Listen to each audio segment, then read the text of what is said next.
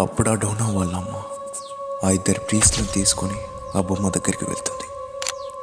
అప్పుడు ఆ ప్రీస్ట్లు ఆ బొమ్మను పరిశీలించి చెప్పింది ఏంటంటే, ఆ బొమ్మలో ఒక 7 ఏళ్ల వయసు గల పాప ఆత్మ ఉందని, మరియు ఆ పాప ఈ అపార్ట్మెంట్లోనే ఉండేదని ఆ ప్రీస్ట్లు చెప్పడం జరిగింది. ఇంకా ఆ డాల్లో ఉన్న ఆత్మ ఈ డోనా వాళ్ళతో చాలా సురక్షితంగా భావిస్తున్నా అని కూడా చెప్పింది.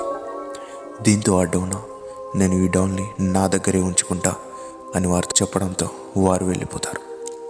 డోనాకు మరియు ఎంజీకి ఒక స్నేహితుడు ఉండేవాడు. అతని పేరు లవ్. ఇతను వీరి పక్కనున్న అపార్ట్మెంట్లో ఉండేవాడు.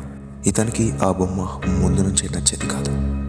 ఇంకా ఈ విషయం తెలిసాక ఆ లవ్ డోనా మరియు ఎంజీతో, ఇది ఒక దయ్యం, దీన్ని ఎక్కడైనా పడేసిరండి, ఇది అస్సలు మంచిది కాదు, ఎంతైనా దాంట్లో ఉన్నది ఒక ఆత్మ అని వీరితో చెప్తూ ఉంటాడు.